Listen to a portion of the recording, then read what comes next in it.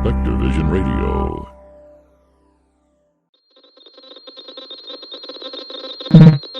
SpectreVision Radio.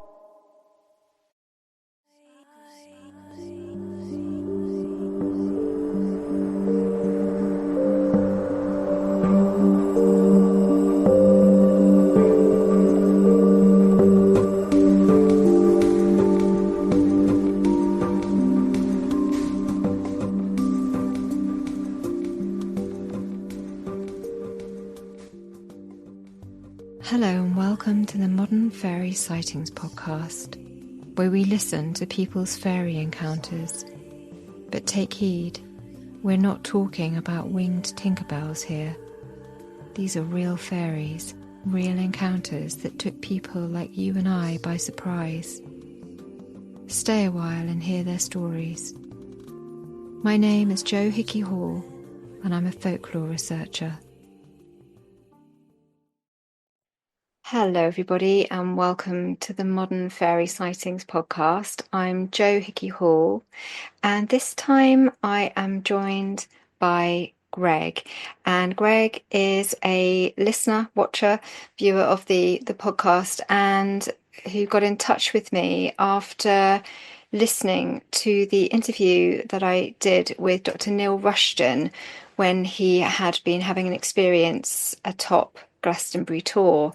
And so we've been having conversations about that via email. And I'm really delighted to welcome you here today, Greg, because you're an academic in the sciences. And so, initially our emails were, kind of talking about the way in which that would be difficult for you to actually talk about these sort of phenomena that you've experienced. So, a warm welcome to you. Oh, thank you, Jo. It's lovely to be here. Thank you. Yeah, it's great. I mean, it was very interesting to hear what you had to say about your experiences. And we'll get on to the fact that, these experiences started from a really young age. But could you talk a little about what it was that you heard in the podcast that made you feel you wanted to get in contact? Yeah, well, two things happened. The first was with Dr. Neil Rushton, the experience that he was describing at the time I thought could be related to a Kundalini experience. And yeah, by the grace I've had and still do have many Kundalini experiences. So I thought I'd reach out to Neil and to you because of that, but also because I was doing a little bit of ritual work, which I do.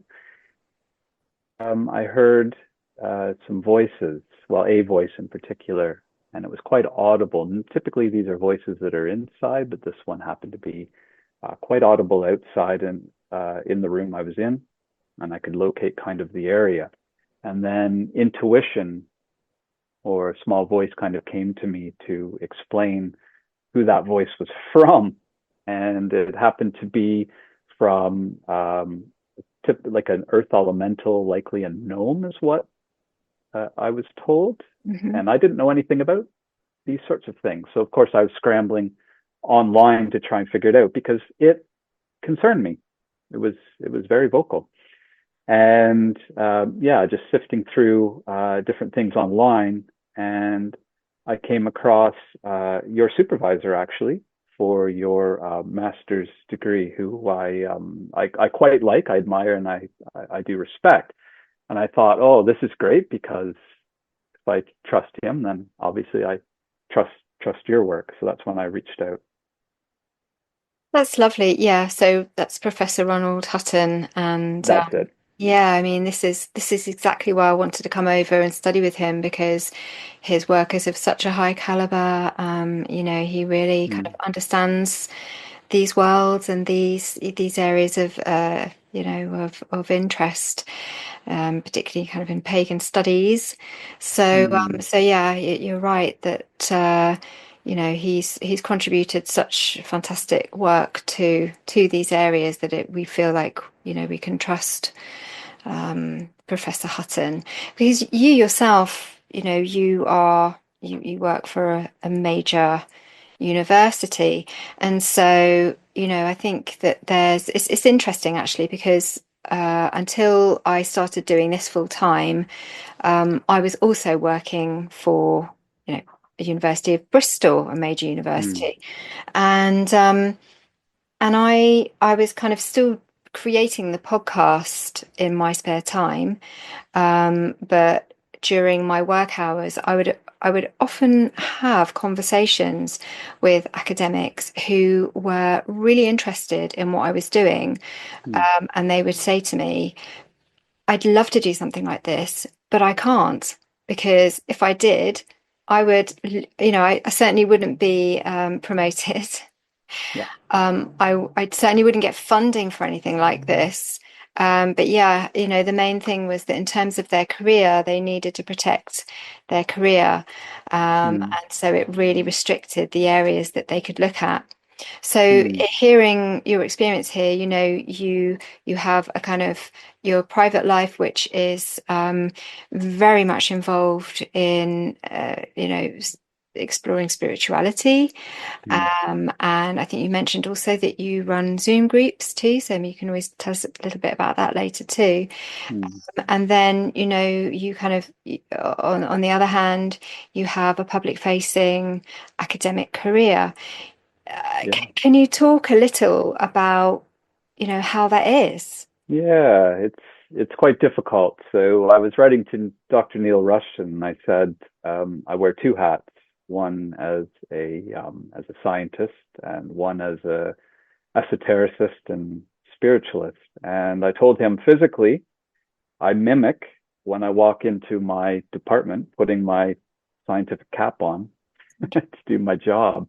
Yeah. And then when I come home and I start to read my, books or do my other work, I put my esoteric hat on, so to speak. But it's difficult. It's very difficult to balance because I am heavily involved in both research and teaching, and I do have students, and I have to keep it.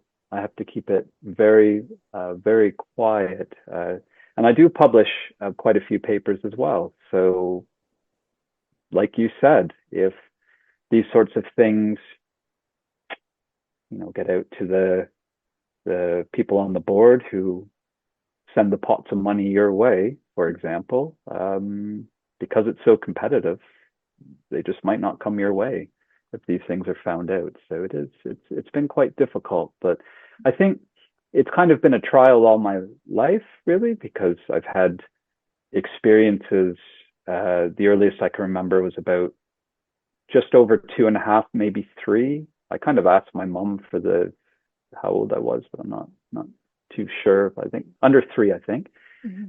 And they've been continuing with me all my life through high school, university, on and on and on. So I've just been dealing with that, my whole life. Lots of things happening. So. Yeah, it's a similar story for many of us.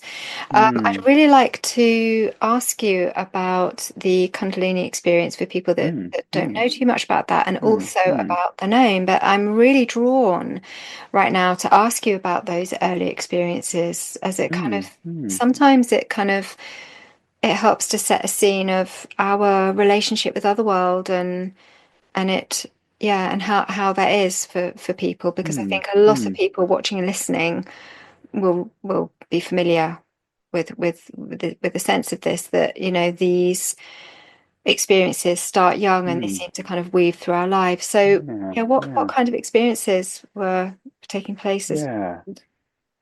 Well, I'd love to share that with you, and I want to say as well, this is the first time that I've really put that out there. I do have some close friends that I've told them various things, mostly if they're in the esoteric sciences, that sort of stuff.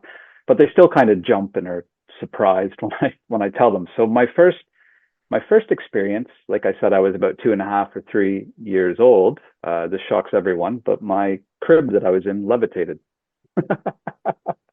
which is absolutely bizarre. no? Yeah. No. So, but it did. I clearly remember that, and I do remember some experiences.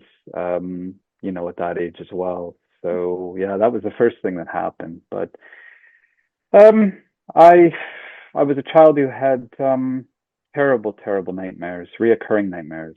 I had one reoccurring nightmare that seemed to last forever, but when you're young, you know, short periods of time seem like forever. So I can't say how long it lasted, but yeah, it was very, very, very strong, and it involved me being in a car, and I was I was my age, so extremely young, and I was behind the wheel driving this car, and it was a particular car that my parents owned, and of course I couldn't touch the pedals to make them operate, so I was just holding the steering wheel, and it was just driving so fast down this old dirt road, and I just couldn't stop it, and then people were along the way and they were shouting, "Stop, stop, hit the brake," and I just couldn't hit the brake. And then of course I'd wake up. Consequently, about 10 years after that, we were driving down that dirt road that to a friend of my parents' house who had just moved onto that road. And I was looking out and I'm just thinking, oh my goodness, this is the road. This is the road. And of course, my parents just looked at me like I was, being a bit silly and young. But yeah, just strange things like that. Ooh. Yeah. Another thing is that my house was and probably still is haunted. So that's my parents' home. Mm. And that's the home you live So I was in raised now? in a Ah, of course it is. no. So that was my parents. Yes. Yeah. Yeah. So where I lived until I went away from for graduate work, so to do my PhD. I was living with my parents, Yeah. and it was yeah, it was quite a home. Let me put it that way. So a lot of things would go missing, and I've got some interesting stories about things going missing. But it got to be such a problem that my parents, who were at the time very hardcore Christian, they said we've got to have a meeting about this because it's getting quite serious. And for my dad to agree to that, and for my mother to raise that topic, I found that quite surprising, because that thing was just never spoken about at all, even though these things were happening. Yeah, but one story I can share with you if you'd like. It's quite an interesting one. We've got two homes. One where my dad lives during the week, and the other the family home. And I was at my dad's home helping do some, and my mom was there as well, helping do some repairs to the bathroom, renovations, that sort of stuff. And I had to drive back, which was about an hour and a half drive to get. I had to go to work, so I was I think I was 17, somewhere around there, 16 or 17.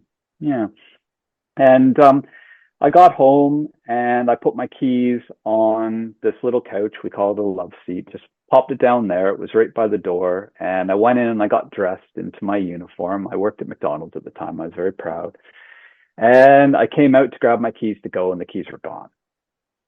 They're just gone. And I knew where I put them down. But, being a young teen, maybe I was a little bit careless. So I started to search the house, and I became a little more vocal, just being kind of a smart aleck teen, saying, give me my keys back. I need to go, and just being a little bit playful. But then I kind of made the mistake of saying, for some reason, okay, devil, you need to give me these keys back. Because I thought, this is a very nasty trick that was being played on me.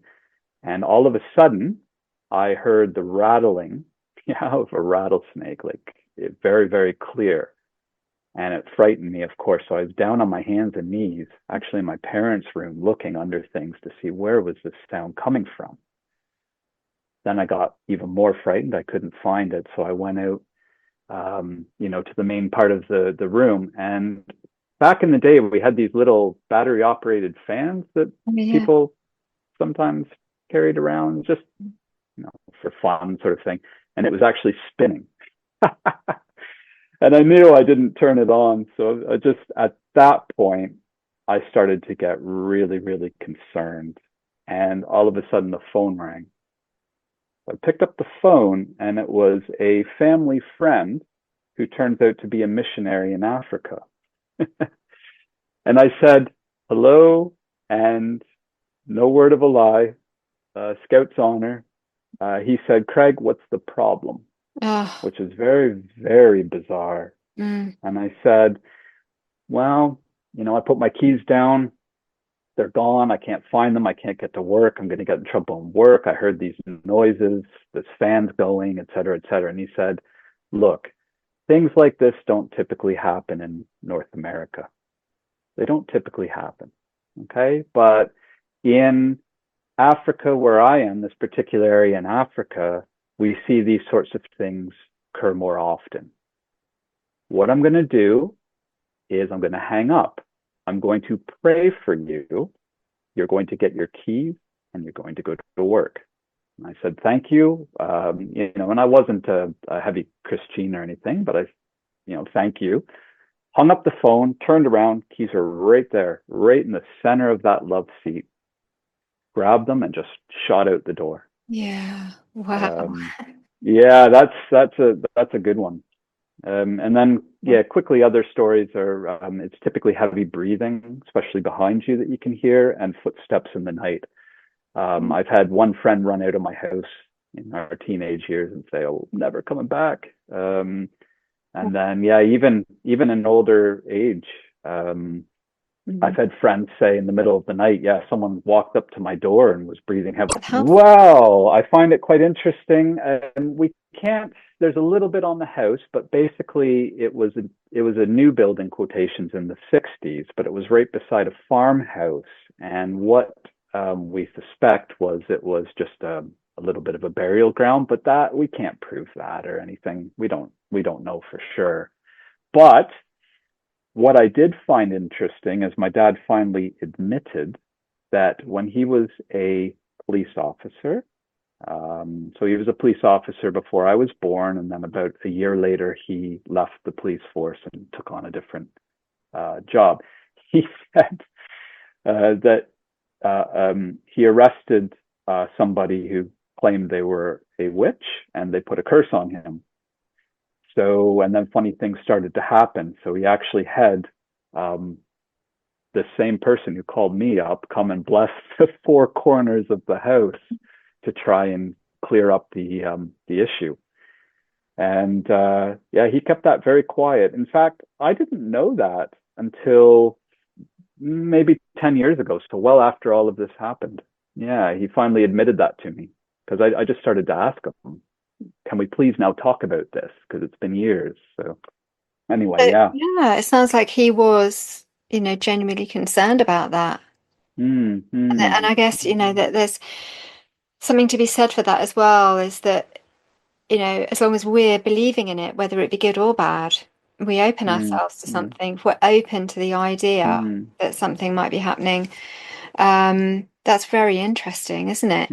And the experience you had as a child in the crib, what can you remember about that? I mean, that must be, obviously it's such a vague, feeling of that, but I do speak to a lot of people, and I have had experience myself of this, of levitating down the stairs. I don't know if you ever. Wow. Yeah, and this is something, I mean, lots of people remember this as a child, as just maybe I wonder what it is.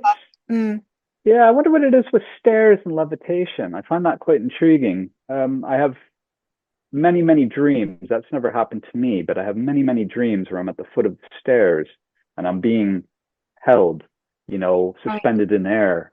It comes around maybe once or twice, probably once a year. Maybe I have that sort of dream. But what an interesting occurrence for you. Wow. How old were you?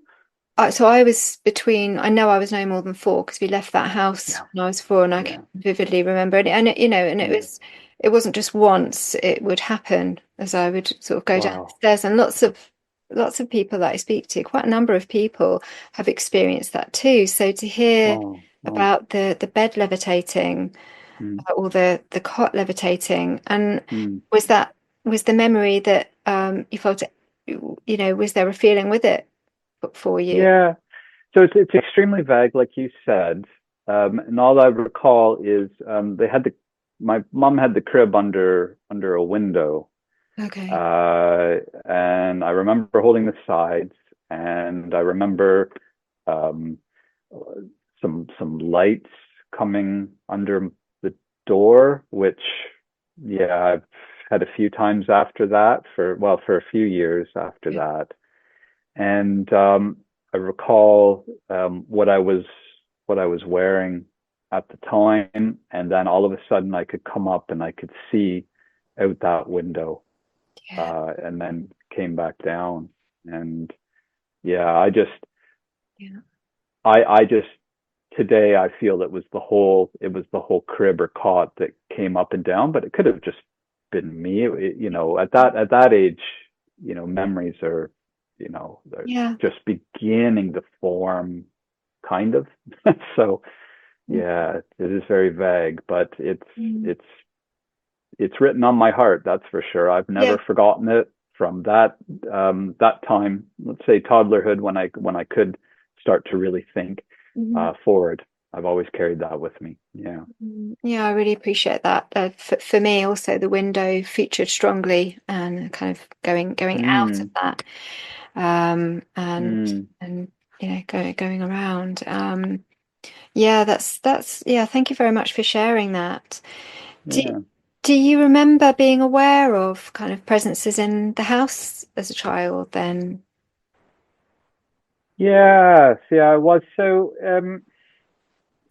a strange story was, um, this occurred after my parents bought me my bed. So I moved out of my cot into the bed. Mm. I called it my Captain Kangaroo bed for some reason. I don't know why. Um, anyway, I was about 4 when that happened. So I was in my cot till quite an old age, actually.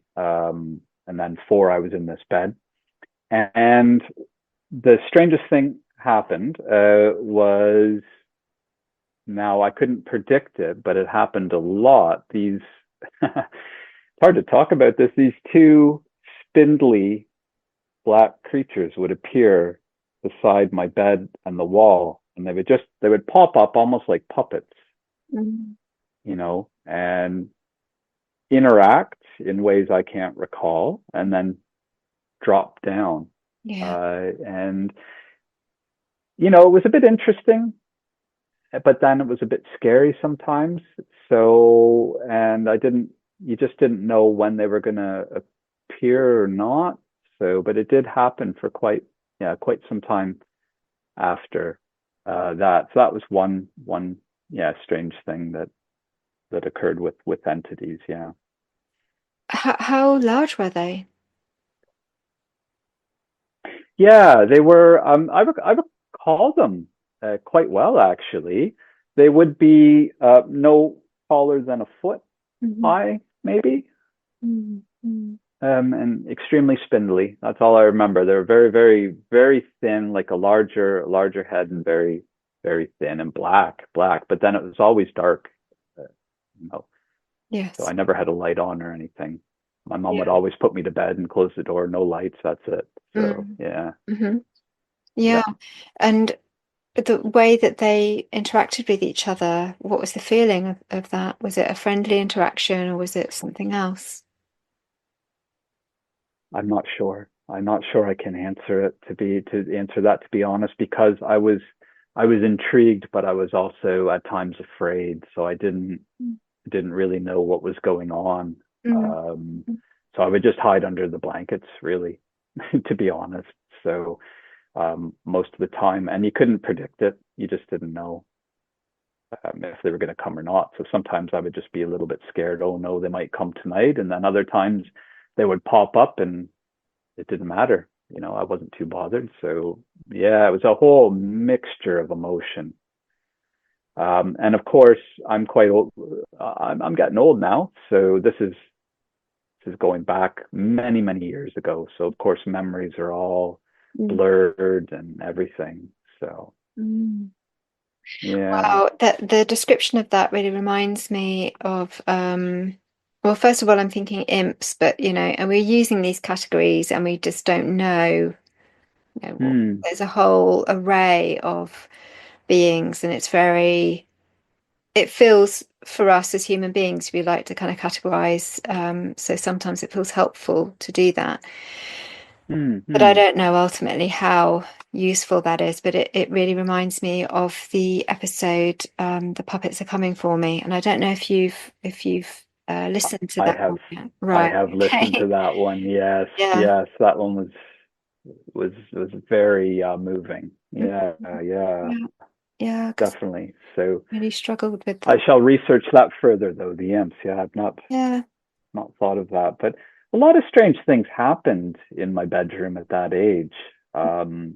Things that I still carry with me. You know, just bizarre, bizarre. So all of a sudden, the darkness of the room would be lit up like a canopy with uh, stars, you know, tons and tons of stars. However, I don't know how many there were, but they would move and pulsate, and there'd be a sound that would come with it as well. It's just absolutely bizarre, and it was almost like an old telephone being left off the hook. I don't know if you remember the old school Yeah. telephones, I and it would certainly make that weird doot doot doot doot doot sound, and do. these things would be pulsing.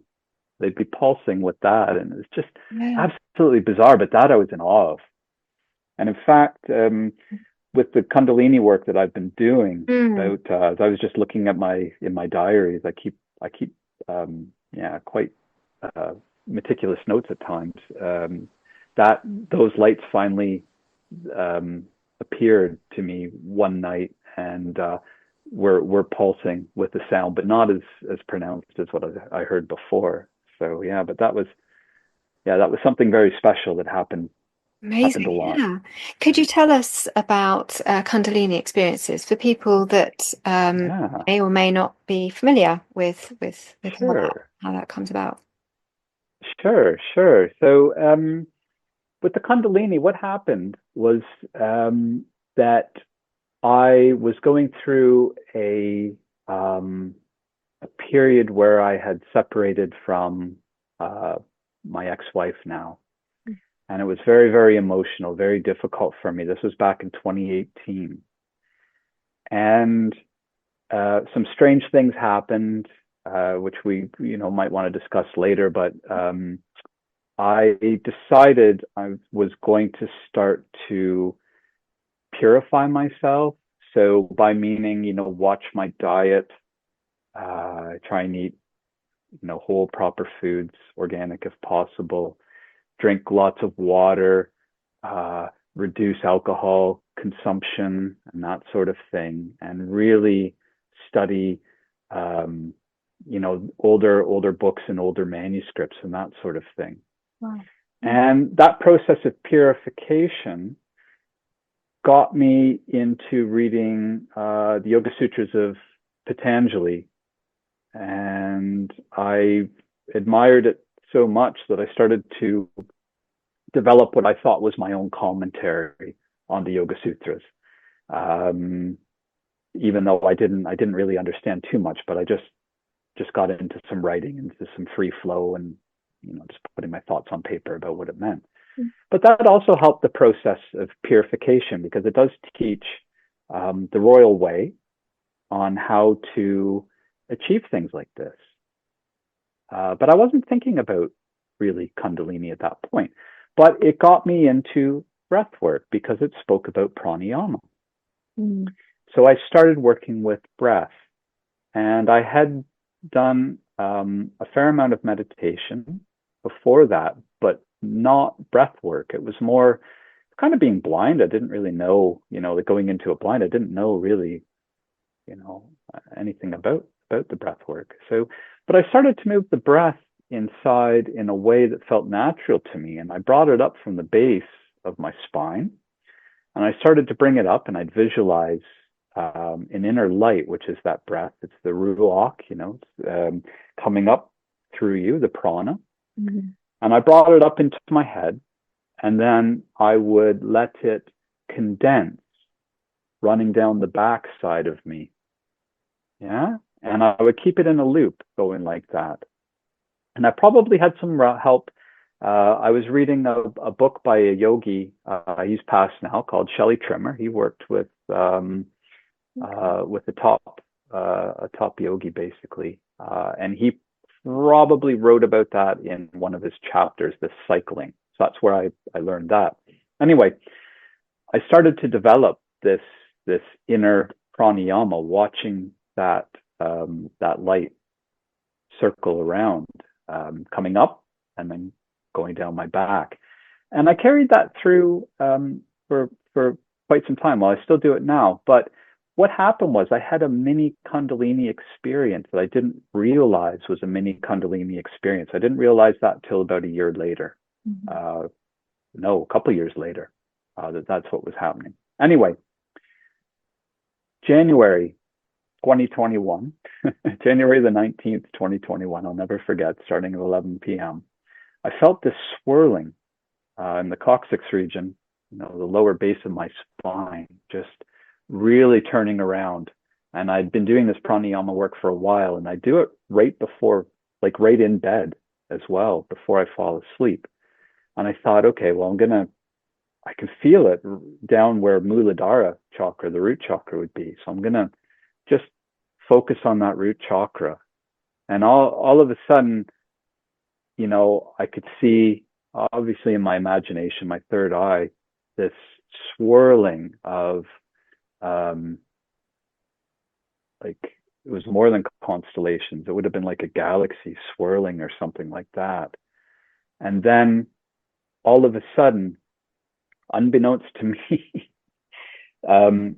this white snake, and I hadn't read about any of this, so I didn't have the visuals, but it was this white snake, which, I don't want to be rude, but it had the head of a penis, actually, started to blast off, and there was nothing I could do.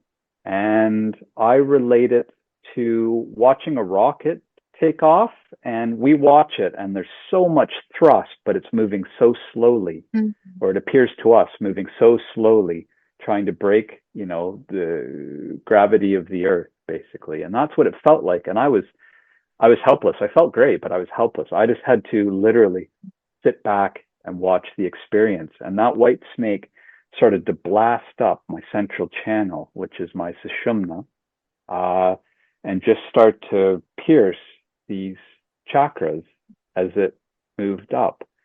And it moved up. It felt like it had gotten to my heart chakra, but it didn't seem to go any further than that. But the experience was so intense. What was happening was that a house alarm beside us was going off when this started to happen. So when it started to take off, and it was this house alarm going off, and it set car alarms off outside. And this is a true story. You can't make this up. So I had these alarms were just blasting, going off, and an inner voice then came to me, which is the first time I heard a very, very clear inner voice. It was my voice, but it was very direct and very clear. And it just said, continue with the moment, basically. It said a few other things, but continue with the moment. And I just sat back. I had gone into what I would describe then as the astral, as the snake was moving up, and as these alarms were going off, and I just sat back and I watched it move and pierce these chakras, probably ending in the heart, but that's still a little bit, I'm not sure about that. So that was my first experience, and it changed my life completely. I had some life-changing incidences before that that were spiritual in nature, but this one, there was no turning back. It was for me the ultimate verification of things going on in different planes, different worlds, and spiritual connectedness to the unity of one, really, to be honest. Yeah. So after that, I pursued this Kundalini, and over the next 2.5 years, I worked with Kundalini to pierce all my chakras and finally head up into my head and to my crown chakra and above. Yeah, it took about 2.5 years to do that. Very intense work. Pretty much every day, twice a day, I'd be working on my breath work. Yeah. It's really deep work, really deep work. When, I mean, it's amazing. And I want to ask, what life was like before and after for you. Yep, sure. So like I said, I've had some major experiences before the Kundalini, which I can explain very briefly if you'd like. Sure, yeah. Thanks. One experience was in 2009. I wrote this to you. I found it very interesting. So, because I went back into my journal and had a read of that to see to get the details. This was back when I wrote to you. And what happened was my wife at the time, she was gone.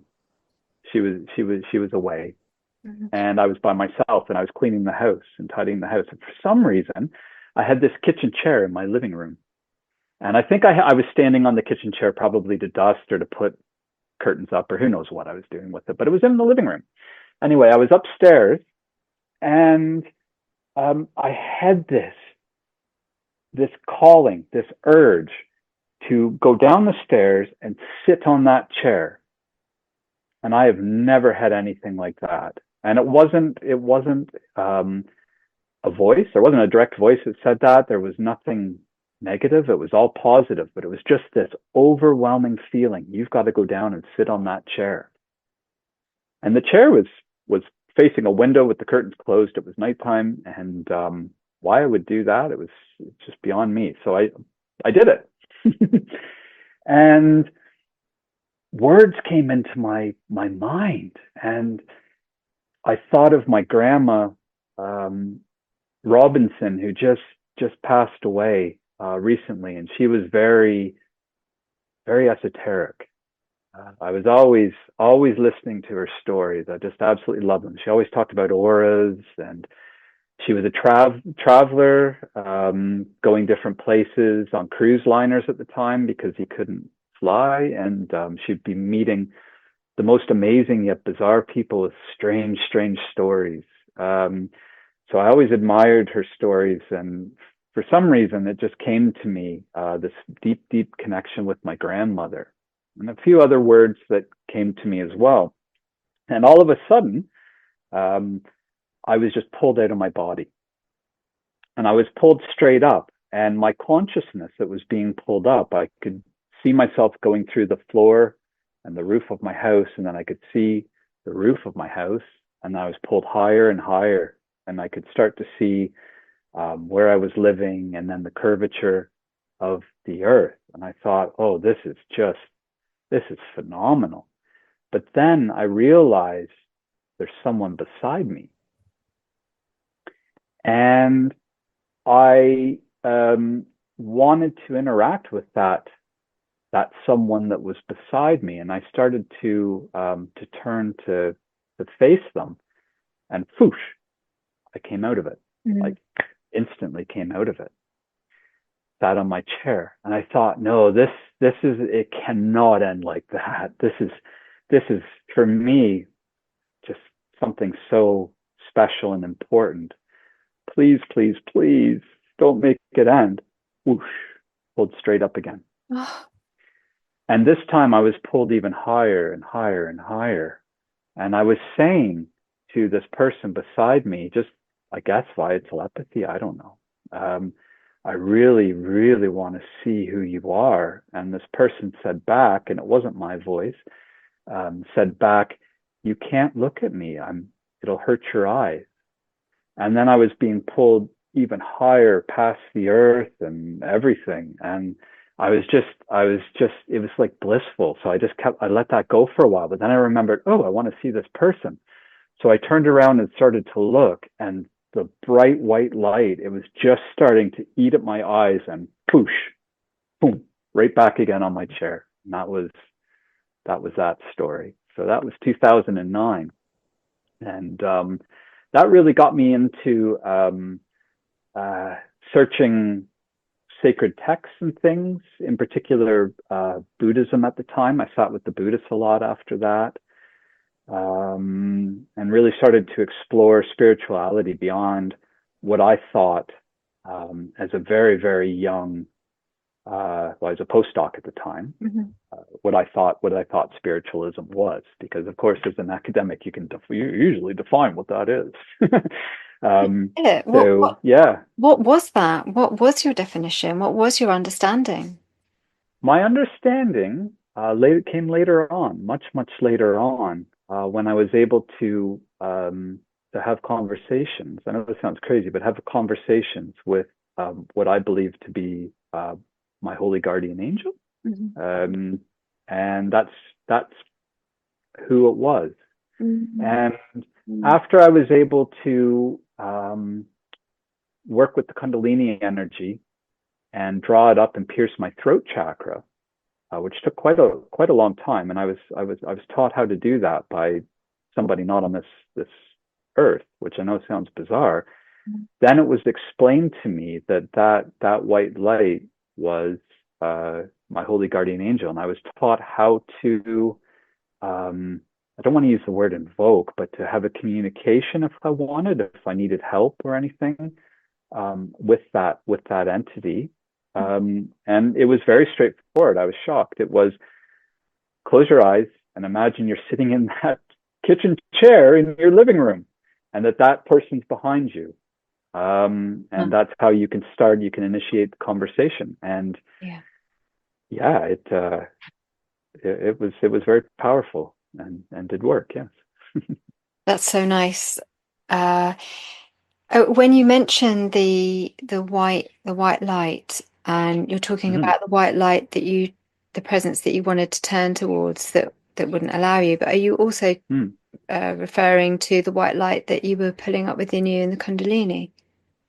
That's a really, really good question. I'm not sure is the answer to that. So what I'm pulling up in the Kundalini, I just see as the breath of God. So I see as the ruach in Hebrew, or prana, which you can break pranas down into 5 different pranas. I don't want to bore anyone with that, but I'm pulling up the apana prana, which is the prana that normally exits a person and is responsible for the lower sexual energies. And then it comes out onto the dung heap, as it's said in old manuscripts, many, very, very much old manuscripts, when sages are asked, where you can find spirituality, and they can point to the dung heap and show it, and that's where it is. And that's the energy we're trying to turn around and transmute and bring that up. And we're bringing that up into my view, my belief, what I was taught, is into Manipuri, which is the chakra just above the navel. And that's kind of the command center, which interacts with all the 5 pranas and can distribute the energy. And then from there, as it passes through Samana, activating that beautiful fiery spiral, it then moves up with Udana, which is another prana, which normally comes out the mouth. And it comes out the mouth because we, as humans, we say a lot of terrible things. I know I do. And we lose a lot of energy to that, just talking and always putting people down very quietly. So I was taught, you just take your tongue and you touch the roof of your mouth, or you turn it backwards into a tongue lock, which is what I do. And that allows, that teaches you to have purity of speech and allows that energy to start to pass up into the head and activate the third eye chakra and the pineal gland, which I believe controls the crown chakra. So I work with, I really don't know a lot, but I work with these ideas too. So the energy that would come forth from the mouth, would you see that as throat chakra energy, that expressing and receiving, or something else? Yeah, I do. Indeed, I do. Yeah. There's a very, very deep connection with that. So yes, yeah. And the purification of that, it's, my third eye, I see it as a beautiful blue fog that tends to swirl and that sort of thing. But yeah, when you make that connection with the tongue, that kind of purifying, and you're putting yourself in the mindset as well that you'll not speak and you'll listen and you'll go inside. So it's pratyahara, it's bringing your senses inside. And that's really what that tongue lock tells me. It's time to bring my senses inside to find rest. Yeah. And that's what allows that udana in me through the throat chakra to rise. Yeah. I had not considered that before, because in practice, in the gestures that we use, we'd sit cross-legged, have our palms kind of on our thighs kind of thing, and have the posture so that your head is slightly tilted downwards and the tongue behind on the roof of your mouth, behind your teeth at the top, sort of thing. Is that with the tongue? Is that right? And I'd never considered that before, but sense of... So that's the first, like when I teach methods, that's the first step, because it's very painful and very hard to twist your tongue backward to touch your soft palate. And then you can get even crazier if you practice and do Kachari Mudra, which I can't do, which is putting your tongue in your nasal passage. And that goes up. As you elongate it, it actually touches a part of the skull, which right above it is, well, it's another little nasal passage, but then your pituitary gland, and it's supposed to stimulate the pituitary. But yeah, so when I help people through activation and Kundalini, it's exactly what you said. You start with the tongue, just touching the roof of your mouth behind your teeth, all the energies as well, but specifically that udana. And that's the prana that I found is the spiritual prana that really, it's attributed to the north. So it's into the unknown, that sort of thing. It's the mystery, Yeah. Thank you. Yeah, thank you for that. I hadn't thought of it that way before. So I'm really with, there's this kind of before and after. There's before, when, you as a scientific academic has this idea of what spirituality is. And then there's afterwards, when you have this gnosis, and it's something completely different. And then, you have your kind of life before and what that felt like, and then your life afterwards. Could you talk a little about what those differences were for you? And well, I would love to. Yeah, I would love to. Thank you. It was tough.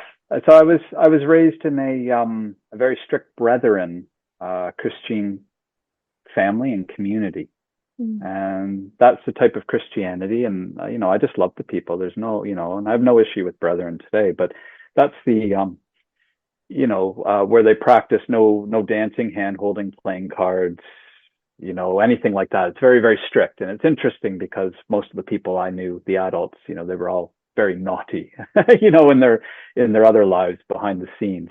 A lot of it, there was a lot of financial discussions, and that's how they kind of rated how good a person was, because they could talk about finances, but not all the naughty things of life. So yeah, I was brought up in this very strict background. And I recall when I was 5 years old, I was with friends. I was with my dad, and he had his friends' daughters take me to the shop to get some candy, and I didn't know any better, and I grabbed a little penny candy at the time and just popped it in my mouth. And the two girls that were with me, of course, they told me, no, you can't do that. That's stealing. That's wrong. So I obviously apologized to the storekeeper and paid my penny for it, which but it got back to my dad. And I remember that night, my dad, and bless his heart, I love my dad so much. He's an amazing person. With his Bible in hand on my bed, he's like, you've got to take the Lord's, Jesus Christ is your savior right now. That's just, this is it, man. You can't do that. So I did. So I'm a Christian, because I did. I kind of led that life. But one of the issues I always had with Christianity, and I love Christianity. I think Jesus is unbelievable. He's a master for sure. And Yeah. Yeah. anyway, I would always question.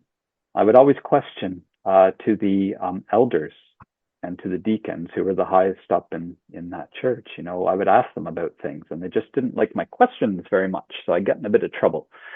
So I was always questioning like that. And then when I was at age 10, which is bizarre again, I knew I was going to have a PhD. I thought it was going to be in physics at the time, because I was always doing little experiments at the house and things. And I was, I'm going to have a PhD in physics. I had no clue what that meant, but I was going to have it anyway. So I knew I was on a track for science. And in school and high school, I didn't have to focus. I didn't have to work hard.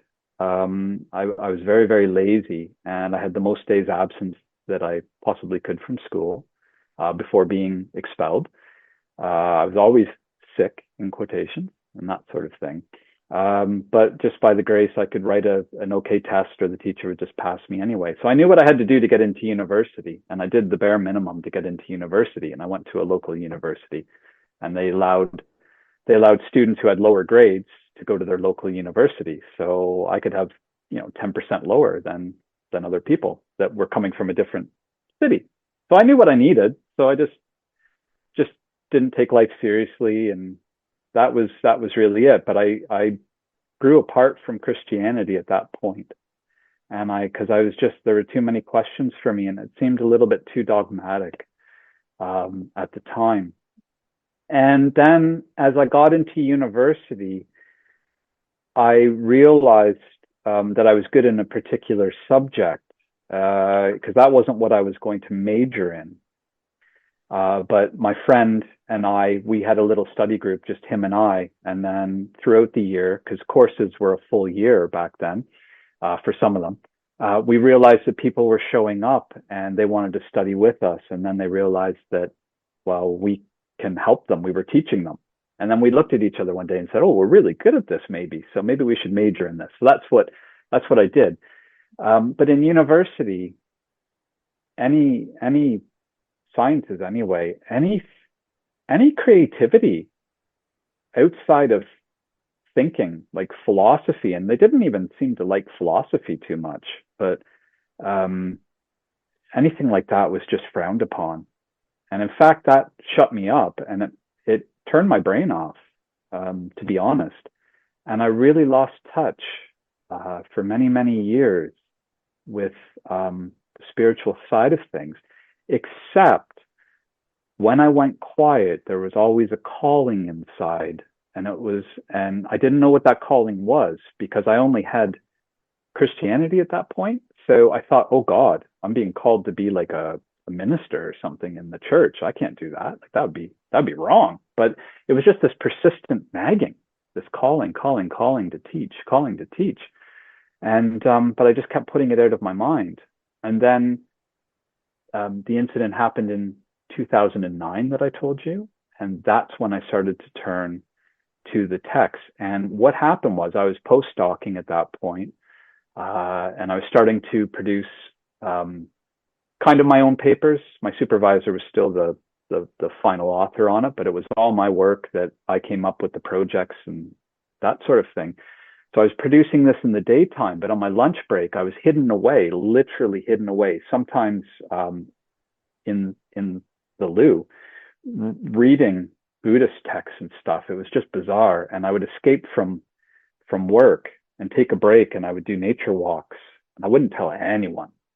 I would do these nature walks, and I would open up to nature and just try to be creative and expressive with nature, because I felt, without knowing it, there was this barring of creativity and expression and spirituality in the sciences. And then I had what I call the Great Train Incident of 2016, which, if it's okay, I'll explain that, because it was absolutely life-changing. So my ex-wife and I were having terrible trouble in our relationship at the time. And I was on a long train journey back home to see her. And it was very, very sad. It was really, I don't want you back here, that sort of stuff. It was a difficult time. And I was reading this book on yoga, The Wisdom of Yoga by Stephen Cope. I'll never forget that. And I highly recommend it. He's a very special man, American chap. So I was reading that, and I was just reading the first chapter again. I had read the book a couple times by then, but I was reading that on the train, and I closed my eyes, and this was in September. And I was on the right side of the train where the sun was shining through the trees as the train moved. So as I closed my eyes, you would just see shadow images and brightness appear, kind of on your retina or however it be, as with your eyes closed. And then all of a sudden, these colors started to form a pattern. And I thought, that's bizarre. So I just kept watching intently this pattern on my eyes. And it started to form more and more complex patterns, kind of like a kaleidoscope? like a mandala sort of thing. Is that the right word for it? Which I didn't realize at the time. I had no clue what was going on. And then, zonk, something hit me. I have no clue what. There was no imagery. It was like darkness, but not, it was beautiful light, but it was darkness. I don't know if you can explain it any better than that. And it was just this blast of love. I mean, blast of oneness. And that was the real time that I realized that we're all one, that the universe is this living, breathing, beautiful, growing organism. And just like our body, where everything's all interconnected, the universe is just so interconnected. And I hit this bliss state. And this bliss state lasted for pretty much 1 week.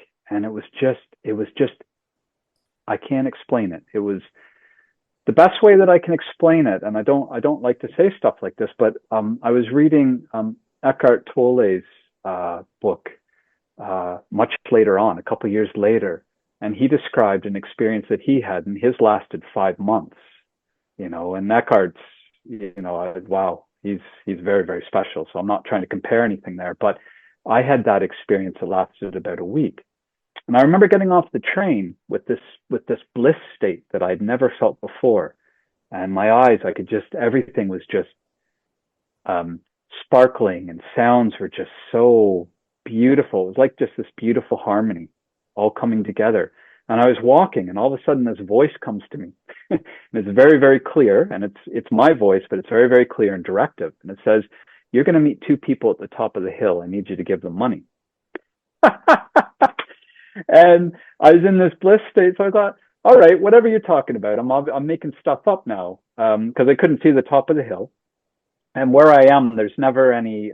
It's an area where you don't get many strangers. In fact, I had never seen strangers up on the top of that hill. So I got to the top, and lo and behold, 2 people, a man and a woman, that came to me, and they said, can you spare some money? And I said, well, I haven't got any money on me. And they said, well, we need to have a place to stay. And I said, yep, no problem. Come down the hill. So we all walked down the hill together to the cash point, which was in the city center there, got them some cash, and then was on my way. The next day, I'm out walking my dog, and I'm walking on this path that I'd never been on before. Never. Goats on her. And I came up to this Y intersection, and the voice came again and said, you need to go to the left. You need to help someone. And I thought, okay, well, I'm going to do that because this is very intriguing now. And I walked along this path, and it led to a walled garden. And in this walled garden, there was some older gentlemen. They were well retired, probably about their 70s, perhaps their 80s, somewhere in there. And they had this massive canvas tent. the one that has a really big pole in the center, they used a wooden pole, like a tree pole. It wasn't as huge as a tree, but it was still a tree branch going all the way up to raise it. And it had fallen down the night before in the wind, I guess. And they were beside themselves. They said, "We've got a concert tomorrow, and this massive tent, this canvas tent, which weighed a ton, has come down, and we're in big trouble." And it was a Saturday, so they couldn't get anyone out, company out to help them or anything. I said, "I don't know what we're going to do." And I said, "Well, I know what we're going to do. We're going to raise this tent." So over about maybe an hour, I don't know, or an hour and a half, we got that massive tent raised. And he turned around and he said, "Thank you. Why don't you come to this concert tomorrow?" I thought, okay, I'll come to the concert tomorrow. So next day I went to that concert. It was a concert in the garden. It was beautiful.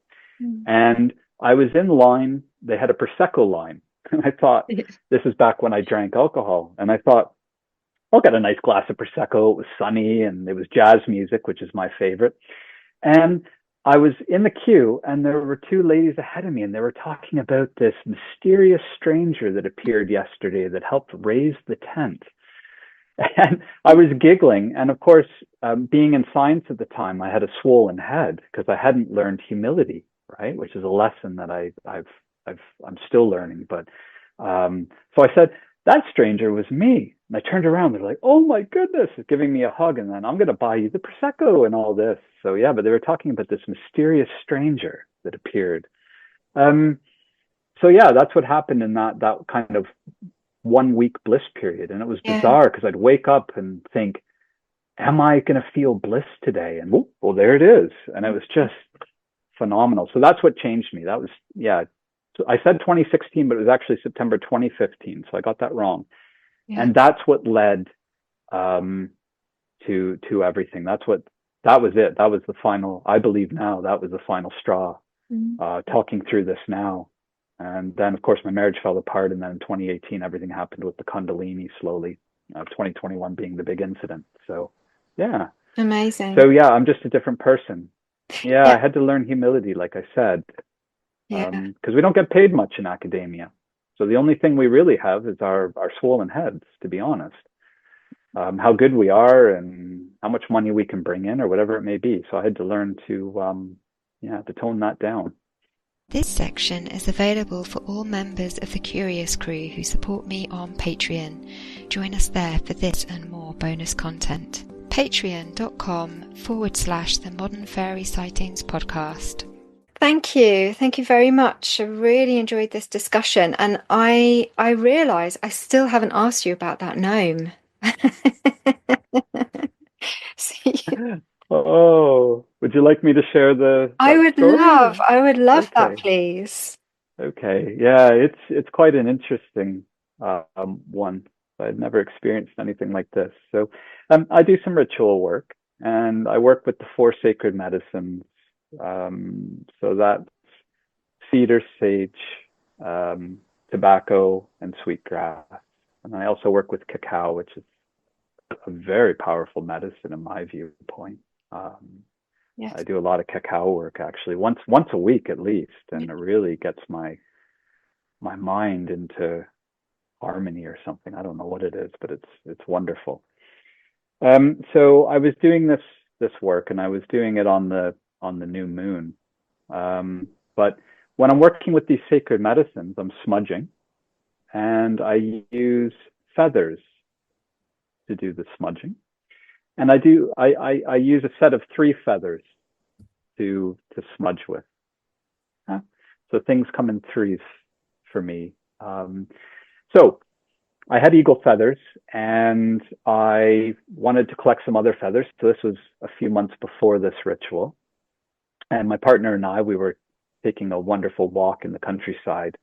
And there was this pheasant that just got smushed by a car. It was, it was terrible. I felt for him.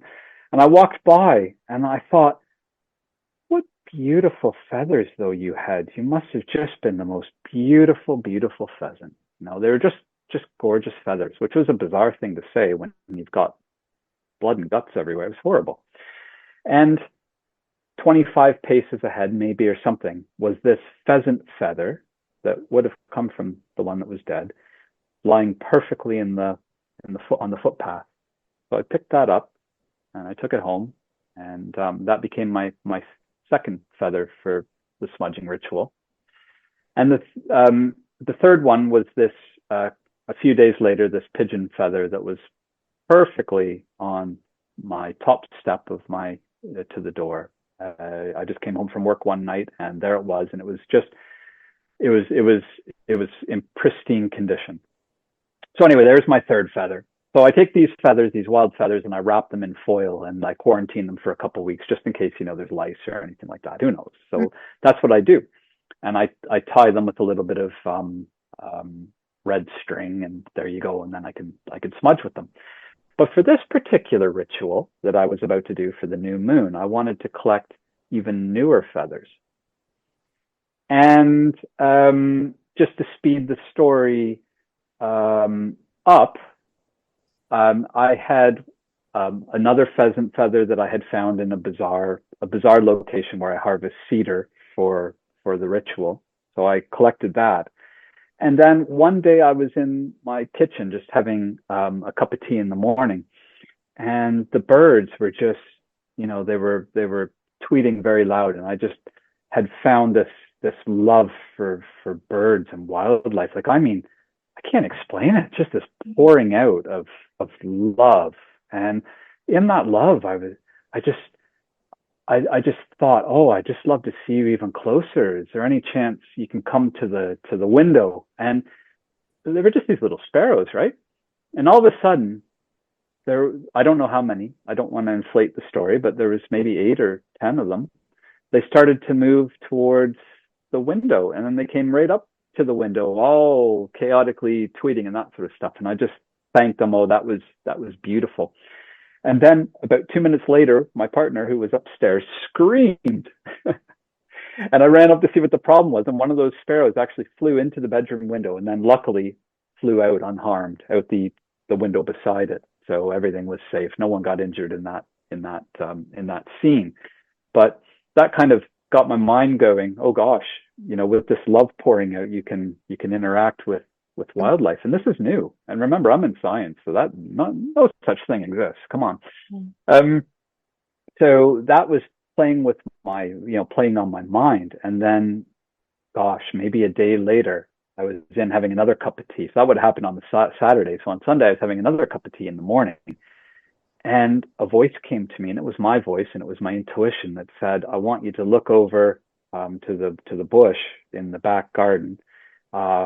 Left-hand side, there's going to be a pigeon feather, and that's going to be used for your smudging ceremony. And looked over, went to the window, looked over, and sure enough, there was a pristine pigeon feather. So I thought, all right, wood pigeon feather. So I thought, okay, I'll go out and I'll use that. Thank you. And I thanked the pigeon that would have left it there and that sort of stuff. And it was a single feather. And I have been over this in my mind 100 times, let me tell you. It has really disturbed me. So it was a single feather. And I put that in another foil wrap and wrapped it, quarantined it for 2 weeks. And here's the thing. The night before the ritual, the new moon ritual, I was preparing my room, just getting all my implements together to perform it. And I thought, what a shame that I've only got 2 feathers to use in this new moon ritual. I don't have a third. Okay, so I had 3 that I could use as backup, but I wanted to have a new set of 3, and I only had 2. I thought, oh, this is, it's just a shame. I'm not going to be able to use them. But that's okay. But I unwrapped the foil anyway. And I promise you, I'm not mad. There in the foil were superimposed absolutely identical pigeon feathers, one on top of the other. And I know I only put 1 in, and there were 2 there. And I couldn't believe it. Nothing like that has ever happened to me like that. And could it be coincidence? Could I have been sleepy and there was 2 feathers originally and I didn't recognize it? Maybe. I don't know. But, you get 2 quills, like you can tell there's 2 feathers, and I'm sure there's only 1. I've been over this 100 times in my mind. I've written about it extensively as well. So I thank the pigeons for that, and I have my 3 feathers for this new moon ritual. So fast forward to the new moon ritual. I do believe it started around 4:30 in the morning or something silly like that, but I got up and did it anyway. And it happened to be the moon in, no, the sun was in Cancer at the time. I can't remember where the moon was. Anyway, it's important to me because my birthday, I'm a Cancer. Okay. So I thought there's going to be an extra little blast there. So I was doing my ritual, and then I did my meditation, and I don't do pranayama work or breath work on a new moon just because, some say it can be a little bit too dangerous. And that's when I started to hear the voice. And with the Kundalini work that I've done, I hear voices all the time when that Kundalini activates. And I went back to check on this, at least the heart chakra for me. And then if it moves up further and pierces that, that's when it activates, or I can hear these voices. And these voices could be one person, they can be many person. I've documented, I've got it here. I wrote it down because I was shocked. I one night had about, I just estimated, 300, 400 voices coming at me. And I sort of tried to understand what that was all about and how that happened. Anyway, that was all internal. But this one was the first time it was an external voice, and I was certain about that. And remember, I hadn't done the pranayama work. I hadn't activated the Kundalini or anything like that. And there it was. It was in the corner of the room, and it was speaking in a language that to this day I can't recognize. It was semi-muffled, but occasionally I could hear it come through that muffle, and it was slightly slowed down. It was a slower pace than the way we're talking now, for example. I had no clue what it was saying, but then intuition or a voice came to me to say that this is the elemental, the earth elemental, and I had no clue what this was all, what the voice was on about, that left you that extra feather that you harvested. And then my mind said it may be a gnome. Yeah, and that's what it said anyway. So, but I was frightened, and it takes a lot to get me frightened these days.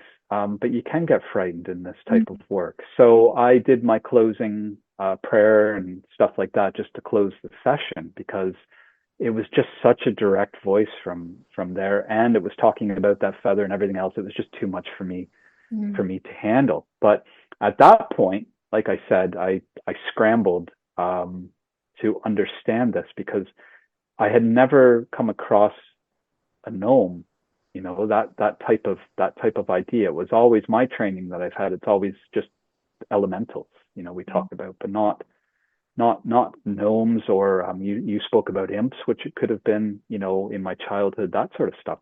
And that's when I came across Professor Hutton, who I thoroughly trust and enjoy, obviously, all the work he's done in his documentaries and stuff. And that's when your name came up, and I watched or listened to your podcasts, and well, here we are. Wow. Well, that just feels such a beautiful story to end on. We've kind of come full circle. Thank you so much. Yeah, and I think, even when we don't know and can't quite put a finger on what it is we're experiencing, I think we can trust what I would call our impressions. Whatever your impression of something is feels important, for that person. And if I'm getting better at journaling, but historically I've been really rubbish at journaling, and I really wish that I had made more notes about dreams and experiences I'd had, because then you start to kind of trust your impressions and intuitions about things, and it sounds like you're really on a road with that, which is so it's been lovely. Really, really great to speak to you and hear how this has been for you. Yeah, I'm as I say, I'm very struck with the befores and afters and how this continues to develop. So you have to come back and, let us know how things develop further for you. You mentioned that you do Zoom groups. Is that something that other people? I do Zoom groups. I do various group work. Some of it is initiated group work that I can't talk about. But I do also, I've been instructed and I'm allowed to teach these methods as well. So I do work with people. In fact, I've never said this before, as I keep it very quiet, but I do have students who I work with as well. Great. And it's free work. The work that I do, there's no cost. It's to help people on the path and help myself on the path as well, as I learn how to be a better teacher and really how to yoke with the creator, to be honest. So I do some initiated work, and then I do some teaching with students, and then I also do some instruction for curious seekers. Wow. And if you're happy, I can share my email address. Yes, please. If anyone's curious. Sure. Yeah. It's my next So one. my email address, it's one word. It's iamholisticspirit at gmail.com. Okay. That's the easiest way to get a hold of me. Cool. I will flash that up on screen for people, and I will place that link in the show notes as well. But yeah, thank you so much, Greg. It's been absolutely wonderful to speak to you and exchange, all these ideas and experiences, and to meet and chat with, a fellow comrade on the road, learning and experiencing all of the beauty and the bliss that is there in life, and that I feel like we're moving towards. I do say this all the time. I feel like we are moving towards that as a kind of baseline normality, maybe not in our generation, but certainly for the future generations. I really hope that this is something that is just a normality, but I definitely feel we're heading that way. So people are opening up, and it's tough because there's just so much on the internet that even with YouTube, I don't watch very much anymore on YouTube because it's just it's been infiltrated with a lot of rubbish. So it's hard to discriminate, because we have so much communication and technology now coming at us. But the upside to that is there's so many people now who are they're going inside, they're looking inside, and they're wanting to explore. And that's why, one of the many reasons why your podcast is absolutely brilliant. Absolutely brilliant. I really, really enjoy it. It's just such an amazing view from a different angle. Yeah. And I learned so much from it. So much. So thank you. And thank you. I'm absolutely honored to have had a chance to speak with you. I really appreciate it.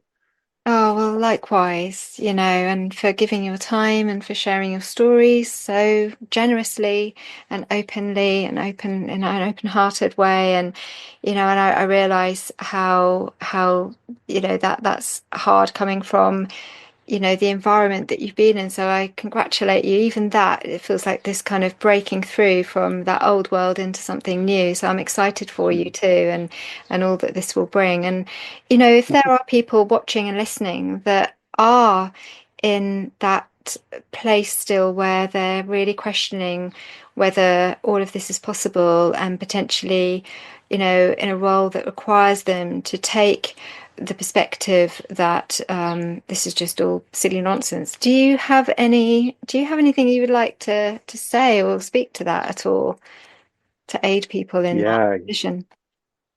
Yeah, what my advice is, it's through something called pratyahara, but you don't need to follow that anyway. It's just turning the senses inward and listening to that still small voice inside, because we all have that beautiful, beautiful still small voice. And when we can quiet things down and hear it, then we hear the truth. And that helps us, that gives us the sort of discrimination. That allows us to cut through all these, false leads, or all the, if you're an academic, all the stuff that goes on with that, or the computer scientist professor that was telling you you're hallucinating. I've got a very, very close friend who's the head of the psychology department in a different university, and he tells me I'm crazy. So, to go all, well, he doesn't say I'm crazy, but yeah, he tries to explain it with other models. Yeah. I think it's that sort of discrimination, and really that comes with linking up to that still small voice inside, because that's what gives you, in my opinion, that discrimination. And it's the most powerful tool. It changes your life. It really does. It just starts to cut the weeds out, from the garden or along the path, or any analogy that you want. It's amazing. So I just recommend to anyone listening, if you have that passion, if you've heard that voice, even for a split second, because it's not always there, it's only by the grace, in my opinion, that voice, you can hear it. But when you do hear it, if you listen, it's a life changer, and you start to build these tools. And also for listeners, I found from my experience, it's exponential. It really is. So what seems like a slow road and a slog, all of a sudden, boom, as you're starting to, learn more and to purify yourself, which comes naturally with this type of work, you start to cut out things that might be toxic, which could be food sources, sound sources, media, you name it, these toxicities. Really, things start to take off. And with the Kundalini work, with 1 year investment of really honestly in my heart wanting to approach that, 1 year, really, just to be dead honest, it was 1 year of really, really dedicated work. I know it started in 2018, but, it was 2020 to 2021, then you can ride the rocket. And again, it's not me doing it. It's something higher doing it. I'm just, it's just by the grace, is what I say, that occurred. So I truly believe that anybody that wants to walk this path, if their heart is really into it, and honestly, they want to work hard, you can walk this path. Patanjali says it's going to happen, at a slow, medium, or fast pace, and it depends on the work you put into it. Okay. So, yeah. So that's my 2 cents. Thank you. Okay. Well, yeah. Thank Come back and have a chat again, and all the best with. Oh, it'd be an honor. Thank you. You have planned there, and I'd like to hop into some of your groups and learn a bit myself. I haven't worked with Kundalini personally, but I have spoken to people that have, and that have had incredible. Even actually, these people had not done anything like what we're talking about before ever, and had gone to a class, and they'd had this incredible experience. So yeah, it can just happen. Well, you're always welcome. Thank you. I'll speak again, and have a great day. Thanks. Same to you. Thanks so much, Joe. Bye. Lovely meeting you as well. Thanks so much for listening and watching. If you enjoyed the podcast, please consider joining us on Patreon for dozens more episodes of unreleased bonus content, monthly online events, and a private chat. We are a warm, supportive community, and it really helps to support the project. Find us on patreon.com/the Modern Fairy Sightings Podcast.